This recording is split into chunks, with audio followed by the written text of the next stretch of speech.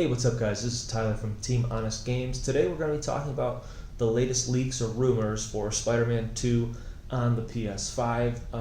You might know me from podcasts now. We do community series, we talk about games, movies, we cover a lot. We actually talked about Spider-Man when it first came out on PS4, covered it for about a month, maybe a little bit more, had theory videos. Now, yes, this is a rumor, might be fake, might not be fake. What you might not know about me, first of all, I'll always be honest with you guys, hence the name Team Honest Games. Team is you and I, we're a team. That's how I see it. I'm not doing this for you, we're doing this together. I want to interact with you guys. I want this to be a little community that you and I can share. I want to be friends. But the honesty part, I'll tell you right now, I have a pretty good intuition. On Podcast Now, when we covered Spider-Man in our community series, a lot of what I'm reading here, we called a while ago.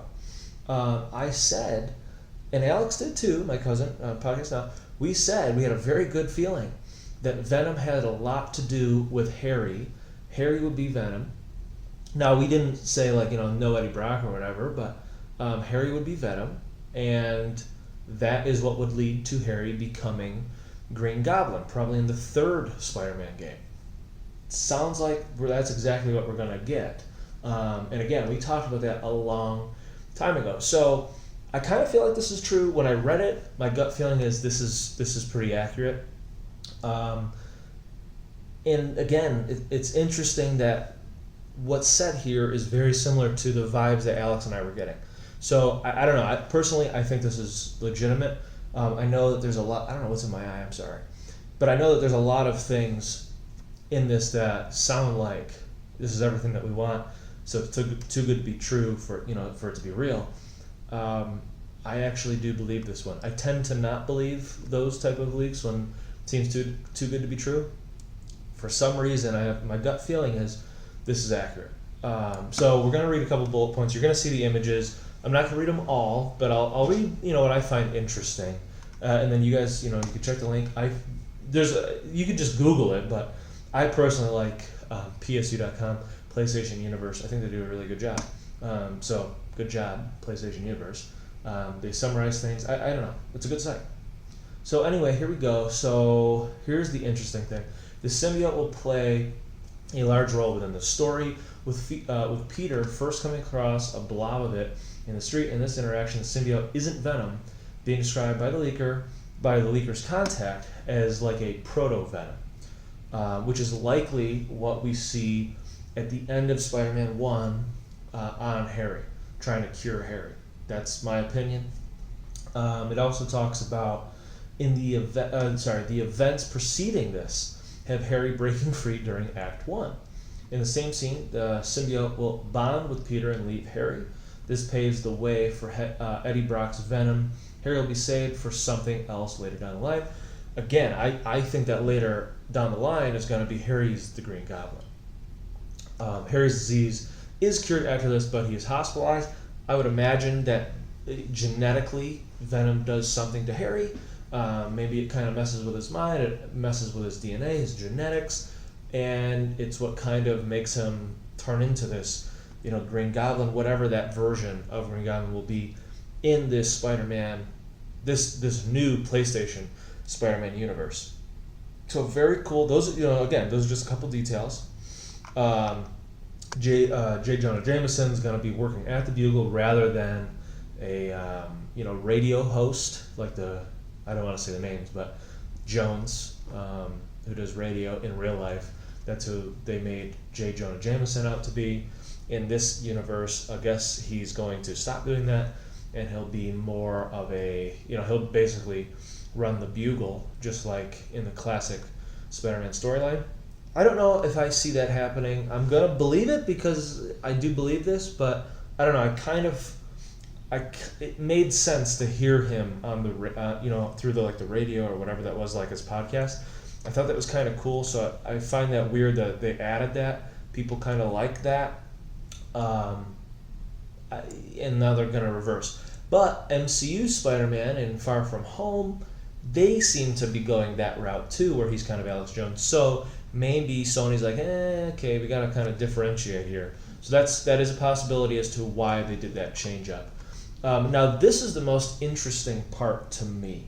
This sounds awesome. And again, this is going to be on PS5, so it does make a lot of sense. I'm probably going to read all of these bullet points here.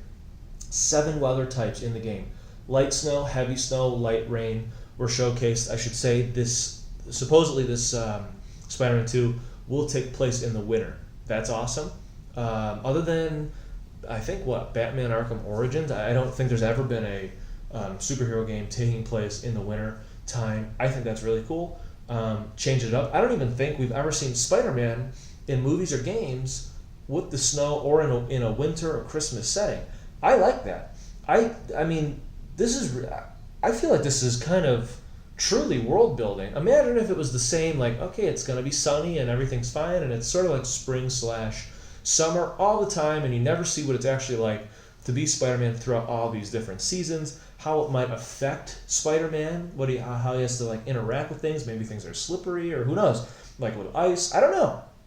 Would be pretty cool to see that. And then you go into Spider-Man 3, and now you can maybe cover like fall or different seasons or something. I don't know, but doing multiple seasons, it really would show you. You're literally Spider-Man if you think about it like that. It's like you literally got to see what is it like for Peter Parker and Spider-Man to be interacting in all of these different seasons. How does it affect what it's like to be Spider-Man in these conditions? And that just adds so much to the game experience itself. I love that. I do believe that. So light snow, heavy snow, light rain were showcased during this. And I should say supposedly this whole thing happened because they were doing a Zoom meeting. Somehow somebody must have seen or got on that Zoom meeting, and there actually was a Zoom meeting. I've seen that on Twitter. Someone that works for Insomniac Games was wearing a Last of Us Part 2 shirt saying, like, you'd think I work for Naughty Dog, but really, I'm doing this, I'm wearing this during the Insomniac Zoom meeting. So there is a little bit weight to all this. I should have said that earlier, I forgot. So snow can build up on your suit and allows for realistic footprints for the player and surrounding NPCs. I like that. Increased number of smaller side quests and tasks called dynamic missions. This is cool. These include grabbing a balloon, just like in Spider-Man 2, which I did like doing that. By the way, that's my favorite Spider-Man game. I mean, it was. The new one is, obviously, but there's something really special about Spider-Man 2. I think you know what I'm talking about. Rescuing construction workers from buildings and scaffolding that later need to be brought to hospitals after you rescue them. Just very cool. And they said, like, the aim is to highlight the friendly neighborhood Spider-Man aspect. I do like that. That sounds pretty cool. Maybe there's going to be some sort of like a moral meter. And I say that because of what I'm going to be saying in a second. So Peter Parker can now walk around New York with snow building up on his jacket as it does with Spider-Man's suit. I assume that means that we're going to get more of a dynamic where you're not always going to be, or maybe you could choose when you want to be Spider-Man, when you want to be Peter Parker. Maybe that has to do with how you're going to do these missions. Maybe you could go in as Spider-Man and you could play different ways. Black suit Spider-Man, symbiote Spider-Man, regular Spider-Man, we're going to get to that. Or maybe Peter Parker. Maybe you could sneak around and take pictures and do things that way. And because things are dynamic missions, that would be kind of cool if you could sneak in I'm just making stuff up, but who knows? Maybe instead of you going in and kind of taking out a factory Spider-Man way, maybe you can be sneaking around and taking pictures and it makes its way to the Daily Bugle, and then later you'll see or you'll hear about police going in and stopping a drug bust, or who knows. That would be very, very interesting if they take that route where you can truly choose how to approach these missions. That would be awesome. I don't know if we're going to get that, but that would be pretty cool. If you truly can play as Peter Parker and walk around, and he truly works for the Daily Bugle again, it kind of sounds like that might be what we're going to get. Maybe not this time, but probably in the third game. Let's see. Statue of Liberty is a fully traversable location. Cool, but really it doesn't really matter. Spider-Man's that just means to me, because in the previously they said Brooklyn and Queens will be in the game, so they're gonna have what we had before plus Brooklyn plus Queens. that is much more low, low building. So that makes sense why you'd be able to be Peter Parker, and why you'd be able to go to the Statue of Liberty. Naturally, you got to take the bridge to get to the other side. Spider-Man's famous black suit makes an appearance in the presentation. Each suit has a symbiote version of itself. So imagine every suit that they add. So every skin that they add. Well, they're really not skins because they all have different abilities. All have.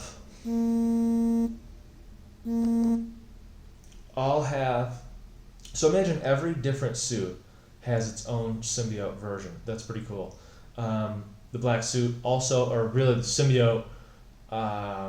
It's interesting because, and then here's where it gets weird. The black suit has its own skill tree. So does that mean that no matter what suit you're in, there's got to be abilities for that suit, but then when it's the black suit version of it, you have your own skill tree, and it doesn't really, the abilities that the suit had doesn't change. You just get additional abilities. That's what I'm assuming. It's just weird how they kind of, wrote it. It says, let's see, Mysterio is going to be in the game. That makes sense. Miles seems to have playable scenes as he has his own suits. Interesting. They say that there's more side quests, including Daredevil and Human Torch was mentioned. Interesting. There is a rumor about a Daredevil game. Perhaps they're going to connect it to Insomniac Spider-Man. Very possible. We'll see. 3 DLC packs are planned, like the first game, with Morbius, Carnage, and Wraith being the focus of each one. Now, this is interesting. They're already talking about the DLC, but they did, in the first Spider-Man PS4 game, they did announce very early on DLC. In fact, I believe they announced it almost right away. It's like, why don't you just add it to the game? I think there was a little bit of controversy there. Now, here's what I find interesting about it. Morbius. There is going to be a Morbius movie by Sony, so that does actually make sense that they would kind of tie it in. Not necessarily in a movie, but to get, the thought of Morbius as a character and then say, oh yeah, there is a Morbius movie. Maybe I'll check that out. He seemed pretty cool in the game. I can kind of see it. Carnage, he's in Venom 2. Also a Sony movie, will be coming out 2021. So, could this just be someone who's very clever? Because I would have thought that same way. Yeah. But it also is super smart marketing if Sony did that. I mean, so it's kind of like, yeah, I kind of do think this is super accurate. This makes sense that they would do that. And then the weather types, how do you add on to it? I mean, yeah, you could add ray tracing. Yeah, the graphics could be a little bit better. But what else would you do? I mean, obviously you would add weather effects to really demonstrate visuals, and it's new. You have to make it slightly different. It makes sense. So I do think this is accurate. The Daredevil thing, that sort of makes sense. Human Torch, that's a little bit weird. That's just I know that Spider-Man has a relationship with Human Torch. I don't know. It's just kind of odd that they threw that in there. You'll race against Johnny Storm. I mean, that sounds exactly like the Spider-Man Unlimited game to me.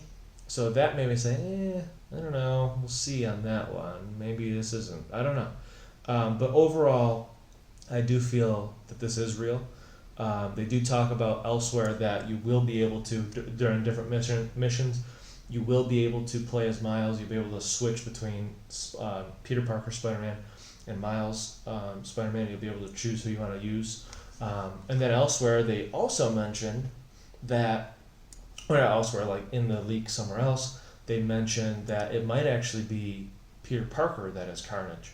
Now that's odd, because they also mentioned that Eddie Brock will be Venom in this game. So at first it's Harry, leaves Harry, symbiote goes to Spider-Man, and then he's got the black suit, and then Eddie Brock becomes Venom. But apparently, you can still do the black suit thing. I'm not really sure. That's what they say. Maybe that's what leads to Peter Parker turning into Carnage. Maybe that's why he's red in this version. And then you're going to play as Miles in some of the DLC and take on Carnage or Peter Parker. I don't know. That's just what they wrote. But let me know what you think about these new details, these leaks for Spider-Man 2 on PS5. Again, I really do believe this is pretty real. But I'm curious, what do you guys think? Let me know in the comment section below. Please subscribe to the channel, and I will see you guys next time.